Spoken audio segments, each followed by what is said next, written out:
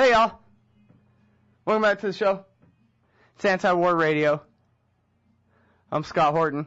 And our next guest on the show is Kevin B. Zeese. And if you go to original.antiwar.com/Kevin B. Zeese, you will find his latest article, Join Peace Vet-Led Protest at White House on December 16th. And unfortunately, I don't have your bio right in front of me. Quite all right, Kevin, but Voters for Peace, I know they can find you there. That's right, VotersForPeace.us. And Come Home America, too, right? Come Home America, and we've actually started a project on WikiLeaks, which I'd love people to join in on, which is WikiLeaksIsDemocracy.org. Please go there and sign up and get involved so we can run a campaign to prevent the United States from prosecuting and extraditing WikiLeaks. So please join us at WikiLeaksIsDemocracy.org. Great. I'm actually on my way down right now to the first event related to tomorrow's demonstration, which is being led by the peace vets at Veterans for Peace. And the event I'm going to is a press conference, actually, and to kick it off. And then we have a planning meeting tonight, and then tomorrow at 10 a.m. at the White House. People should join us, and you'll see some really great people. Daniel Ellsberg will be there. Chris Hedges, the great author, who was a fantastic war correspondent for the New York Times and has written some amazing books opposed to war. In fact, Chris Hedges tomorrow will be, for the first time, risking arrest in a civil resistance action. So it's a big step for him. So tomorrow is kind of an effort by Vets for Peace to kick off renew the anti-war movement, to really get us active again in the streets and telling Obama and the Congress to end these wars that are so counterproductive. All right, now, it's funny because I was raised in the middle of Texas, and it's hard for me to really wrap my head around it, but I've seen the map, and I've been around there a few times, and if I really got this right in my imagination, those states up in the Northeast are really small, and if you're from anywhere around there, it's really not too far to get to this peace protest tomorrow, huh? Exactly right, and people should put their West Coast brain on, because on the West Coast there's no distance at all from Massachusetts to D.C., but us East Coasters have a different perspective of distance. But yeah, please come down. We need every person we can to begin. Everybody counts. Everybody counts.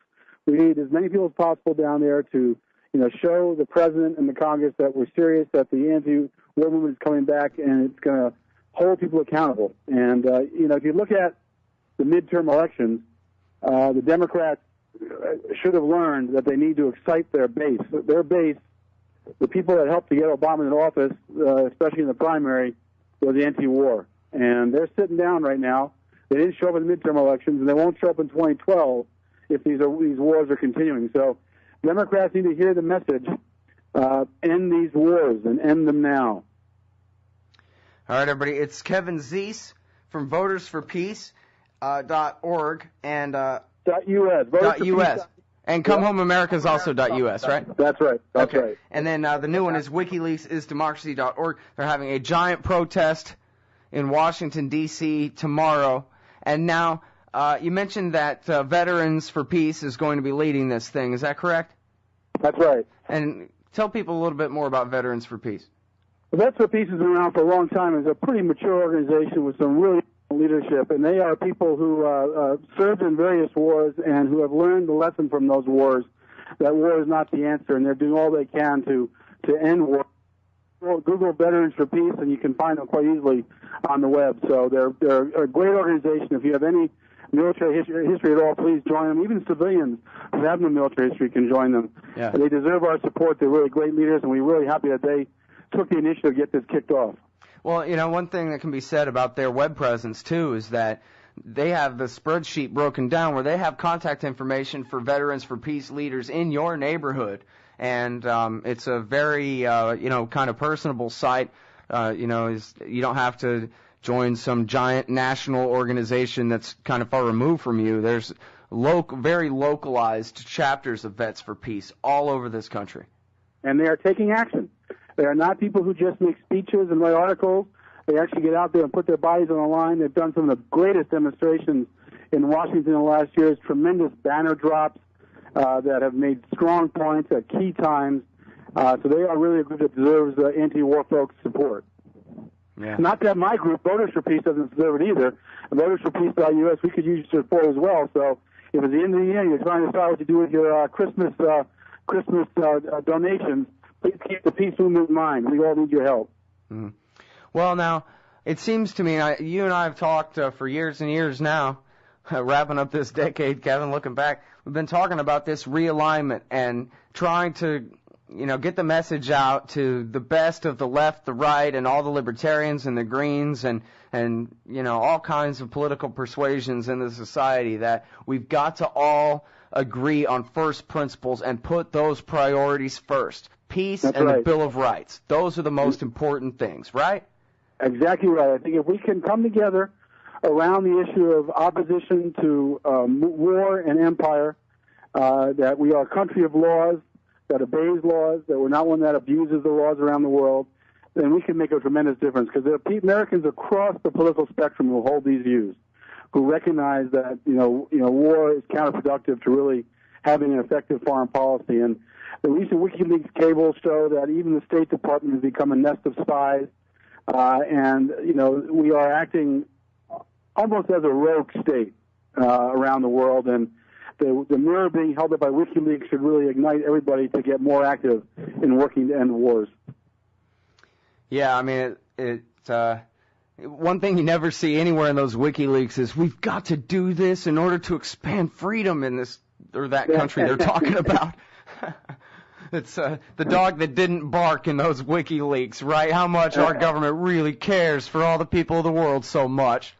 Exactly, and protecting, the oil companies in Niger and doing the dirty work of empire, which is really the work of transnational corporations who our military has been fighting for really since the time of Smedley Butler, who described war as a racket. And he was right then, and it's even more obvious now. War is a racket that a few profit from and many people pay for. And we're the ones paying, and a small percentage is profiting. Well, I've always thought, and I could be wrong, that a powerful way to change people's minds, to really get through to them a new way of thinking, is to attack the right from the right and the left from the left, or to have someone who's right-wing and anti-war up there saying, not only am I a veteran, but I'm a Christian and I'm a constitutionalist and I'm a capitalist and I'm for family and whatever, and man, am I anti-war. That's powerful. If the caricature is everybody who's anti-war is Michael Moore, no offense to him, but that excludes more than half the population from wanting to be like him. That was what was so powerful about Ron Paul's campaign in 2007 and 8, was he said, oh, look, you could be a Texas Republican and be against empire, and everybody went, oh, thank you, finally. They took this permission slip from him, in a way, to say, okay, now I can be patriotic and be against this terrible policy. Yeah, and I'll go a little further on that. I think we really learned the lesson, we should learn a lesson from Iraq. When millions of people demonstrated in advance of the war to stop the war from happening, Bush didn't have to listen because the people who were demonstrating would never vote for him anyway. They were on the left. If we had people in the leadership of that movement at the time who were Republicans and notable ones, we could have gotten Bush's attention because he would have recognized that even his voting base was opposed to this war. But if it's just the Democrats' voting base, hey, go to war and make it tough on the Democrats. It's a good political move. But if we have an across-the-board anti-war movement, we can affect both parties and make them both pay a political price when they send us into these senseless wars. Unfortunately, I have to get going, Scott. I know I'd love to talk longer, but at this press conference I get going to, so I got to wrap it up pretty shortly here. So. Oh, okay. I understand. No problem. Well, listen, I hope everybody will come out. Where are they to meet you tomorrow in D.C.? House at 10 a.m. At the White House at 10 a.m. All right. Give them hell, Kevin. Thanks a lot.